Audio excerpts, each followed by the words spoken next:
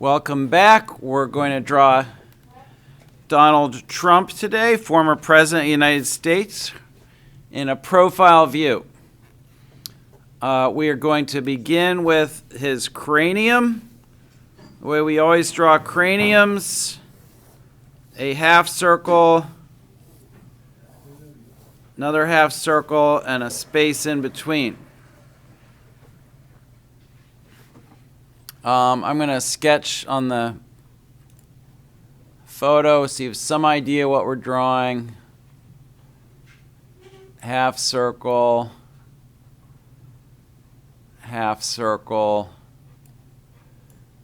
space in the middle,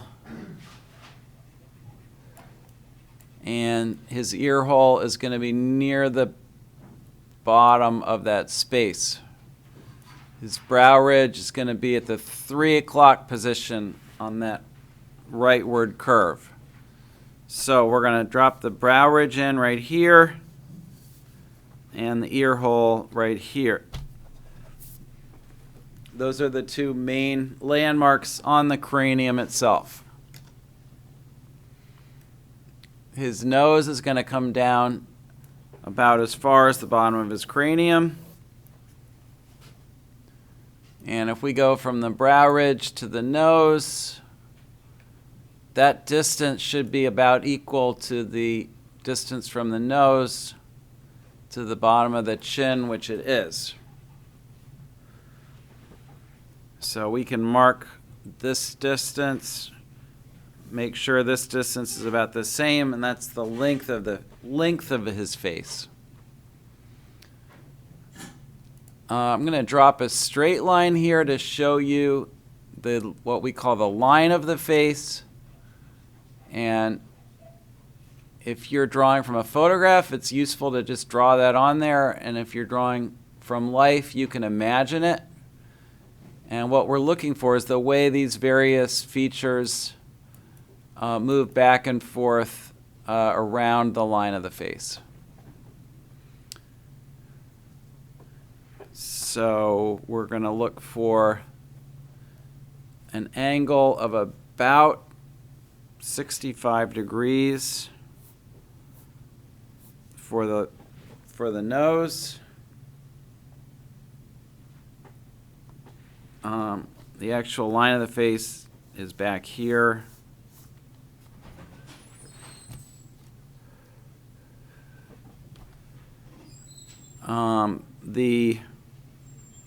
His philtrum goes forward a little bit, not just in front of the line of the face.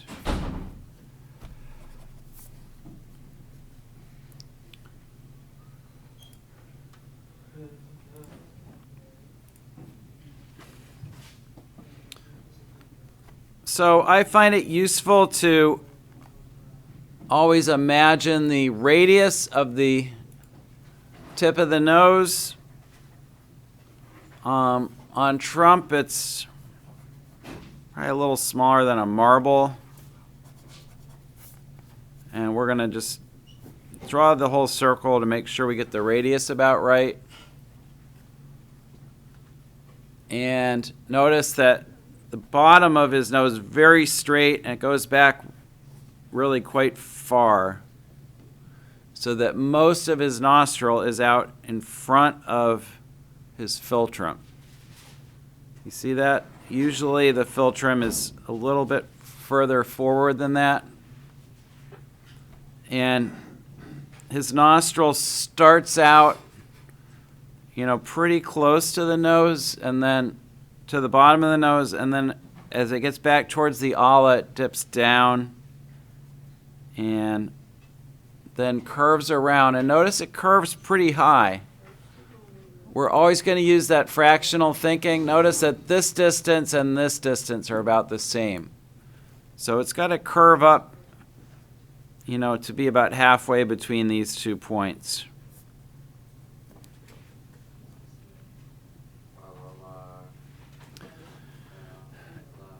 Now, my instinct is that Trump's philtrum is a little bit long.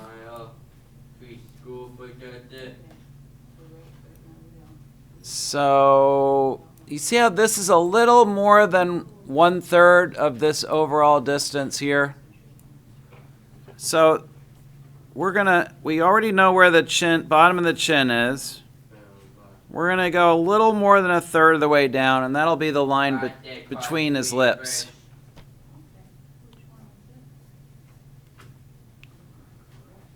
So we're gonna do a little undercut right here, and then just go straight back. And notice that the back of his mouth is just a little further back than the back of his nose.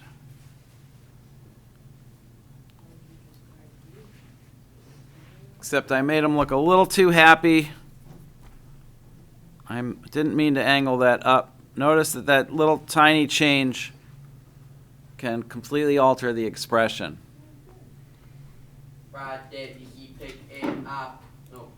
There's two things. Two things we're really good at seeing in faces is expression and likeness. And that's because it's very important for our survival to know who we're dealing with and how they're feeling. When you're dealing with an angry stranger, you're going to be coping with that situation very differently than if you're dealing with a friend who's in a good mood.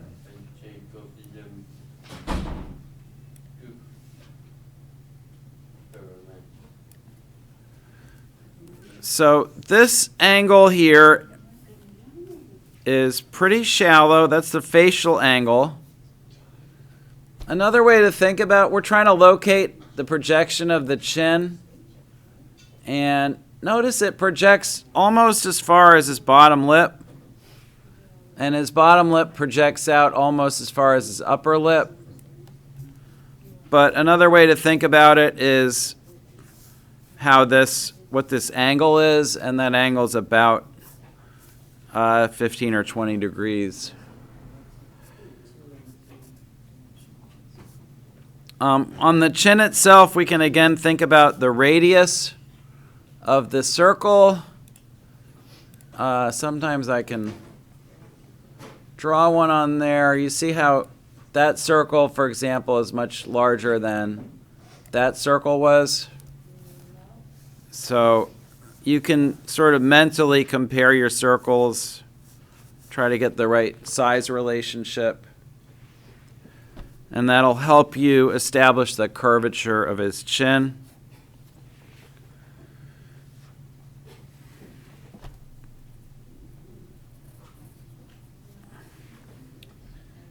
And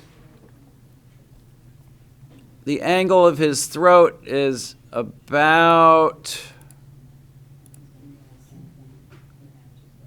and again, this is why understanding how to see angles is so valuable. That's about 25 degrees, I'm guessing. So something like that.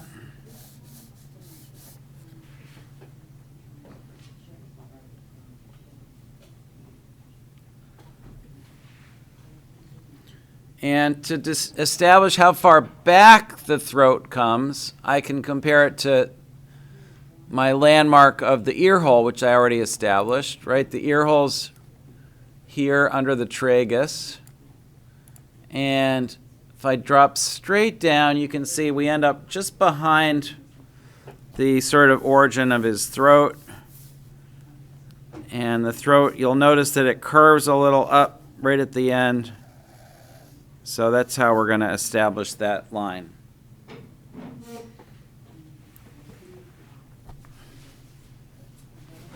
You can just eliminate, stop thinking about what you think necks are supposed to look like or what heads are supposed to look like. We're just trying to draw what we see for now. We've got a slight labial fold here behind the ala.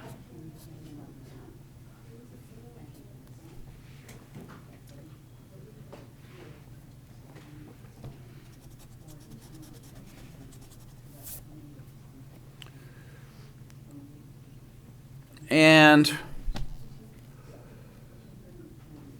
he's got quite a prominent brow ridge. Sort of partly what makes him look masculine and strong.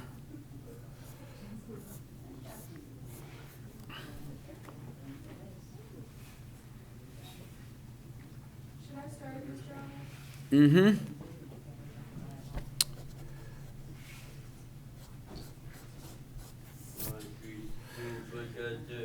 And his brow is sort of furrowed, so we're going to indicate, and also blonde, so we don't want to shade the eyebrows in, but we're going to sort of outline them with a broken line.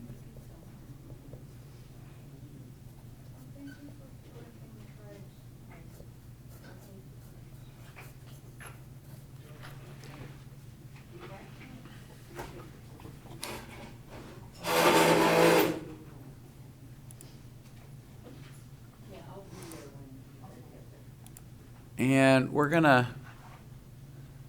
just gonna adjust the curvature of his nose a little bit. If we zoom way in on it, we can see it's got a typical profile nose form where there's a slight plane change right in the middle. So notice that we're gonna curve out a little bit, hit that plane change, and then we're gonna curve out slightly again. So it's quite a straight nose, but not as straight as I originally thought.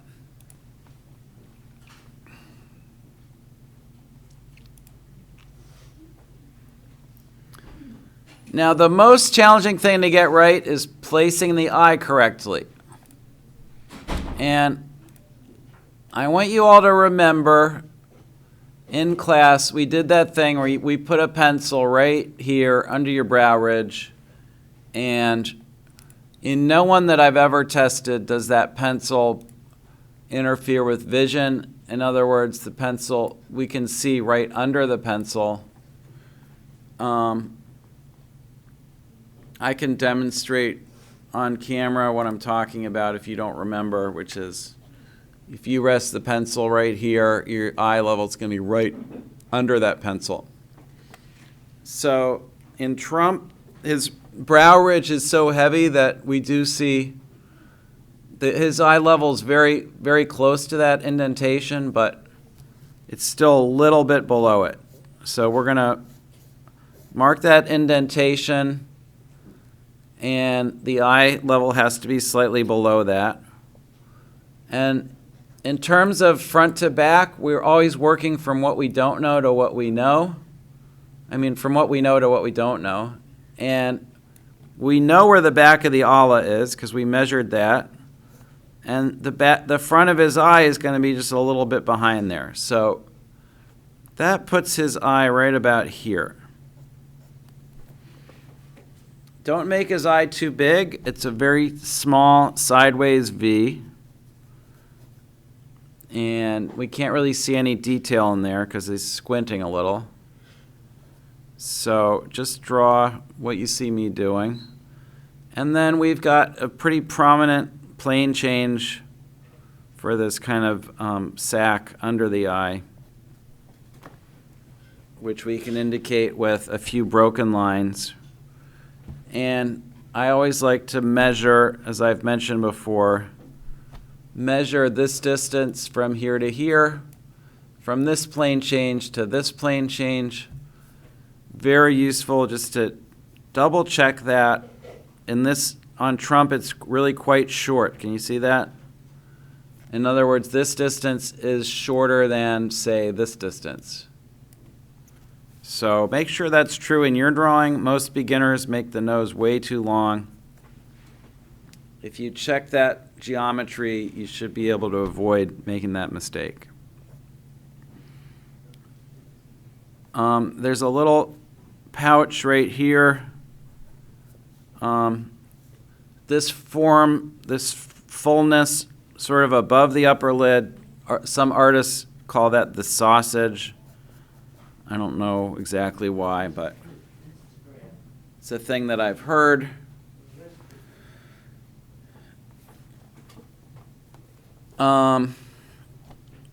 notice that his cheekbone would be right here, and right under where we expect the cheekbone to be, we see a little bit of shading.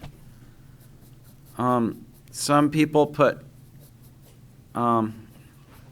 makeup right there to bring out their cheekbones, but I think this is natural effect of light.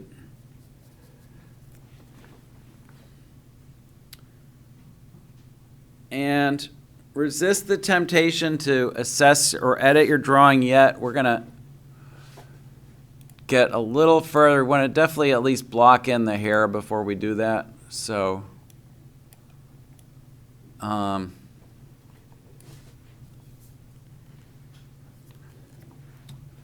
going to start by blocking in the collar, I guess. See how this angle is about 70 degrees, and then it switches here to about a 45, and it ends back behind around even with the back of the cranium. So remember, we're starting the neck right sort of in front of the ear hole, so this is about 70, and then about 45, and where that collar ends should be around the same level as the nostril. So I know where I'm kind of aiming for here with my 45. Make that a little steeper than I had it.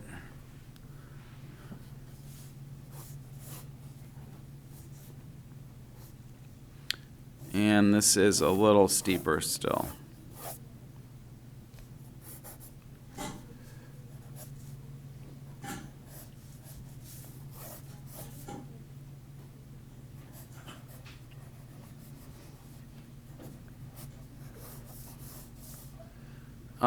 Because the neck tilts forward, the shoulders are usually higher than people think. You know, every little kid just draws, you know, from a front view, every little kid just draws a head and a neck and the body like that. But from the side, the collar comes way up as high as his nostril, as I said. Having established the collar, we can now begin to block in the hair. When you hear the term blocking in, you know I'm always talking about taking something that's essentially curved and thinking of it in terms of straight lines. So see what I'm doing here? I'm just simplifying this form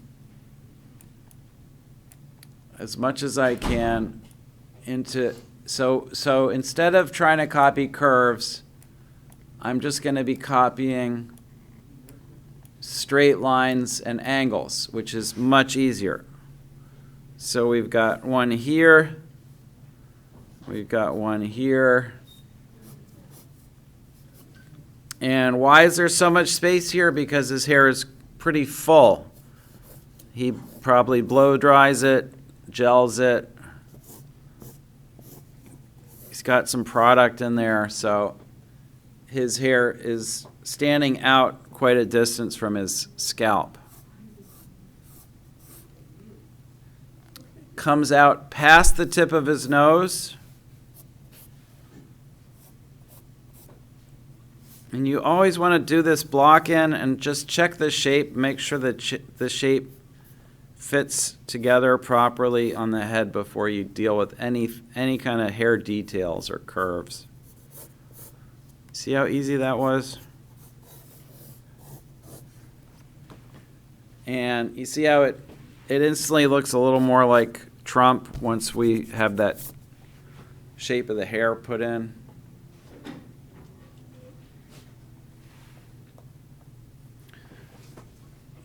And before we do more shading and editing, the last sort of basic element we need to put in here is the ear. So his ear comes down below the ear hole a little further than we would expect. That's because of his age. Remember, cartilage keeps growing as long as you live, so your ears will never stop growing.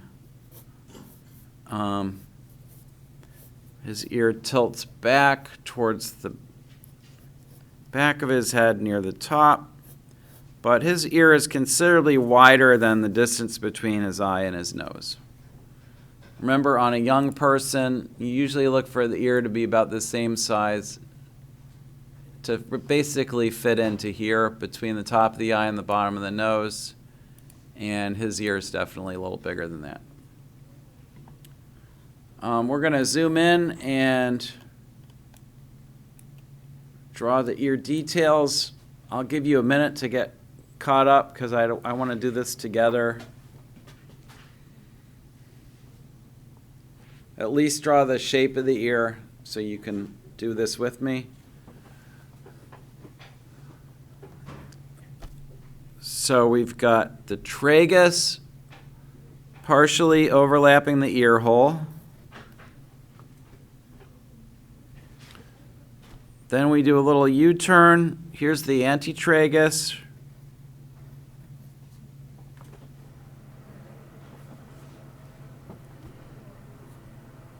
Now we start in the middle of the ear, sort of above the tip of the tragus in his case.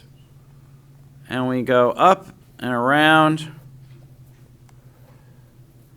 And when we get as far out on this curve as we can, it sort of starts fading away and turning into a soft plane change.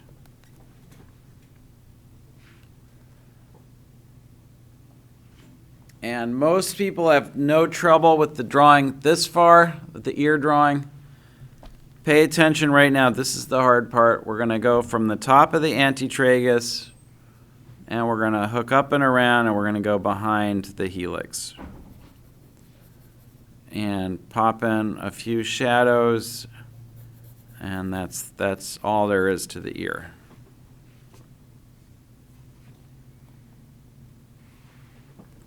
He's got some wisps of hair coming down over the top of it and a little shadow under it.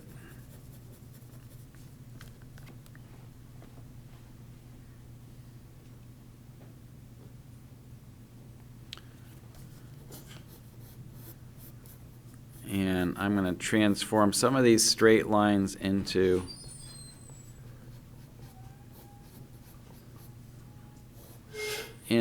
more descriptive curves of the way the hair is growing.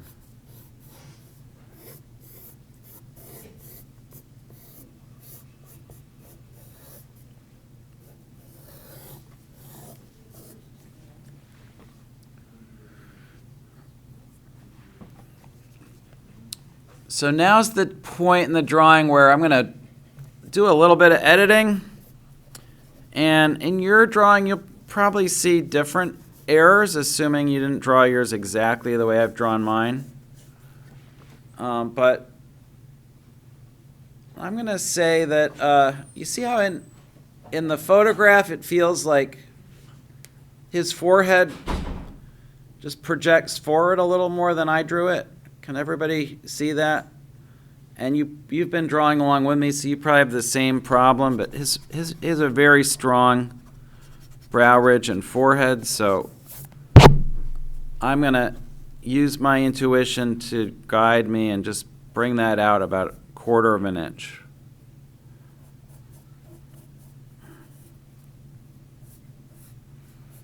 And as I will tell you many times over, that's what's really interesting about this process is I just made a 1/4 of an inch correction, and it really looks pretty different, doesn't it? Like your brain is capable of noticing small variations like that on a human face that it would literally not be able to notice on anything else. I'm going to maybe trim back the bottom half of his nose about 1/16 of an inch.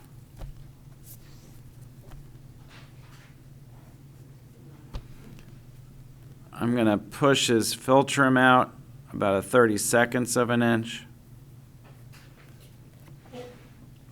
I'm going to change this curve again by less than 1/16 of an inch. And those little alterations will make it look more like him, I hope.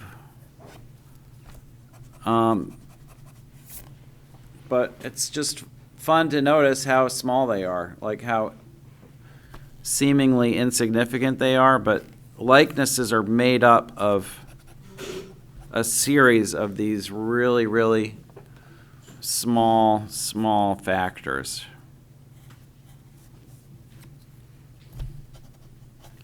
As I was explaining at period 5 today, when I was traveling in Europe, I noticed visiting small towns, like, we take it for granted that people all look pretty different because we are surrounded by people from so many different racial and ethnic backgrounds. But when you travel in Europe and you go to some of these small towns where literally everyone is related to each other, it's really striking how similar everyone's faces are. And we evolved within really tiny communities of humans who all looked more or less the same. And we evolved to be able to tell them apart at a glance. And that gives us amazing powers of discrimination when it comes to human likenesses that we really don't possess for anything else.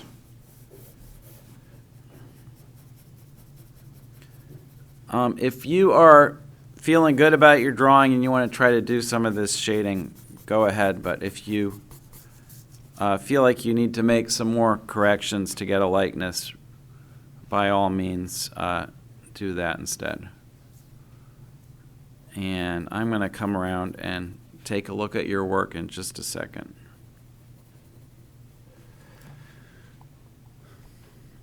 Okay, I'll be back to finish the video in a minute. So while you're putting your things away, I'm just going to do a little more shading for the folks at home to follow along with.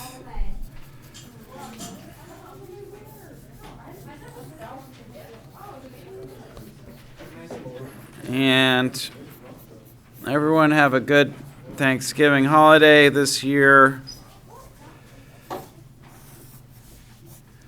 And Donald Trump, if you're watching this video, I hope you, if you decide to draw along with it, I hope you'll send me a copy of your drawing so I could show my students. I think that would be really fun.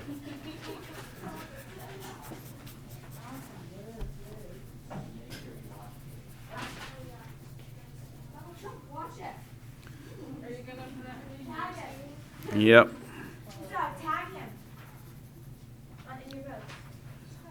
How do I do? I don't even know how to do that. You like do it like YouTube, like whatever. Can I show mine in the camera? Sure. How do you do that? So here's this is my student Addison's drawing. She wanted to share it with some of our viewers. Thank you, Addison. Very nice. Thank you. I showed mine in the video.